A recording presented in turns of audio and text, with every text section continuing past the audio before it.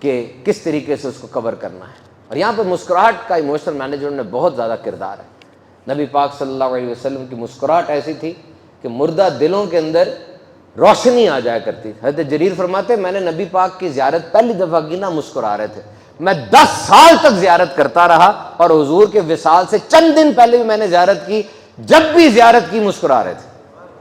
اتنی مسکراہٹ، اتنا کشادہ، اتنا چمکدار چہرہ۔ جب حضور ہلکا سا مسکراتے نا، سمجھ لو غمزدہ لوگوں کے چہروں پر بھی مسکراہٹ آ جاتی تھی۔ آپ کے ہونٹ نا سرخی مائل تھے اور بہت خوبصورت تھے، آپ کے دندان مبارک روشن تھے، تاباں تھے، کشادہ تھے، اور جب آپ مسکراتے ایسا لگتا دندان سے نور نکل رہا ہوتا۔ دیواریں بھی مسکرانا شروع کر دیتی تھی ساتھ ساتھ۔ نبی پاک کا مسکرانا، وہ مسکرانا ہوتا اور مطلب کہکا نہیں ہوتا تھا، تبسم ہوتا، مسکرانا ہوتا۔ اور آپ نے جب بھی آپ مسکرائے، آپ نے معاذ اللہ کسی قسم کی تفریح میں غلط بات کا شبہ نہیں تھا۔ صحابی آپ کی باتوں کو لکھ لیا کرتے، تو ایک دفعہ لکھنا چھوڑ دیا۔ حضور نے فرمایا لکھنا کیوں چھوڑا؟ کہا حضور آپ خوش طبعی بھی فرماتے ہیں، مزاح بھی فرماتے ہیں۔ کہا اس زبان سے جو نکلتا ہے وہ حق اور وہ سچ ہی نکلتا ہے۔ ایک دفعہ کسی نے آ کر پوچھا یا رسول اللہ مجھے سواری کے لیے جانور چاہیے، اونٹ چاہیے۔ حضور نے کہا میں تجھے اونٹ کا بچہ دوں گا۔ کہا حضور میں اونٹ کا بچہ لے کے کیا کروں گا؟ کہا ہر اونٹ کا بچہ ہی ہوتا ہے۔ سچ ہے لیکن مزاح بھی ہو گیا۔ حضرت انس کو فرمایا دو کان والے ہی سارے ہوتے۔ ایک بڑھی آ کر کہتی ہے میرے لیے جنت کی دعا فرما دے۔ کہا اس کو کہہ دو بوڑھے لوگ جنت میں نہیں جائیں گے۔ وہ پریشان ہو گئی۔ حضور نے کہا اس کو کہہ دو جو بھی جنت میں جائے گا جوان کر کے بھیجا جائے گا۔ ایک ظاہر تھے صحابی، وہ دیہات سے آتے، سادہ سے صحابی تھے، شکل و صورت بھی ایسی تھی، تو وہ آتے تو نبی پاک کے لیے کچھ تحائف لے کر آتے، نبی پاک شہر سے ان کو کچھ تحفے دے دیا کرتے تھے، اور کہتے ظاہر ہمارا دیہات ہے، ہم اس کے شہر ہیں۔ ایک دن وہ بازار میں کھڑے ہوئے کچھ چیزیں بیچ رہے تھے، نبی پاک پیچھے سے تشریف لائے۔ وہ کسی نہیں کہتے گاؤں میں کولی بھر لینا، آنکھوں پہ ہاتھ رکھ لینا، نبی پاک نے پیچھے سے آ کے اپنے دستے اقدس آنکھوں پہ رکھ لیے۔ وہ ایک دم کہتے کون ہے؟ لیکن جب وہ خوشبو اور وہ ہاتھوں کی ملائمت آئی تو پتہ چلا میں کیسے نوازا جا رہا ہوں، اپنی پیٹھ حضور کی چھاتی مبارک سے اور لگا دی کہ یہ اب جہنم کی آگ سے آزاد ہو جائے۔ حضور نے فرمایا کون اس غلام کو خریدے گا؟ کون خریدے گا؟ کہا حضور میرا اتنا مول نہیں ہے، میں اتنا قیمتی نہیں ہوں۔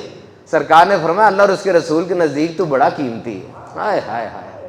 ایک صحابی رات کو نکلے، غزوہ ہو رہا تھا، عورتیں بیٹھ کے بات کر رہی تھیں، حضور وہ صحابی چلے گئے، عورتوں کے سائڈ پہ بیٹھ کے بات سننے لگے۔ نبی پاک کی آمد ہو گئی۔ نبی پاک نے کہا کیا کر رہے ہو؟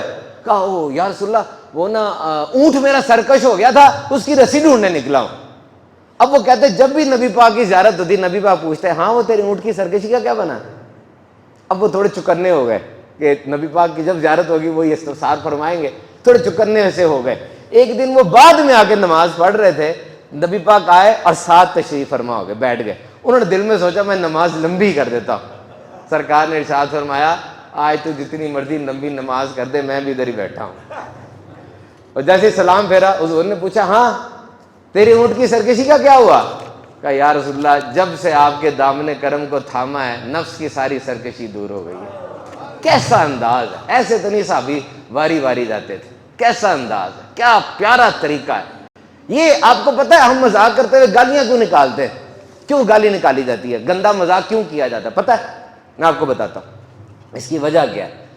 یہ نا افریقہ کا ملک ہو، ایشیا کا ملک ہو، جو غریب ممالک ہوتے ہیں وہاں پر نا کھانا اتنا ٹیسٹی نہیں ہوتا، تو وہ کھانے میں نا مرچ ڈالتے ہیں تاکہ کھانا ٹیسٹی ہو، مرچ ڈالتے ہیں زیادہ، یہ چسکا ہے۔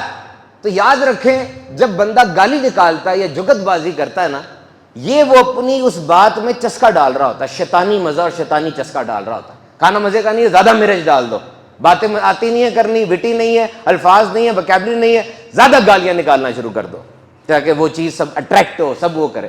جس بندے کے پاس الفاظ کا ذخیرہ ہے وہ کب گالیاں نکالے گا؟ اسلام نے سخت منع کیا، فرمایا ہلاکت ہے، ہلاکت ہے، بربادی ہے اس کے لیے جو کسی کو مذاق میں بھی ہنسانے کے لیے جھوٹ بولے۔ نیور ٹیل اے لائی، اچھی تفریح کرو، اچھا مزاح اختیار کرو، جھوٹی باتوں سے بچو۔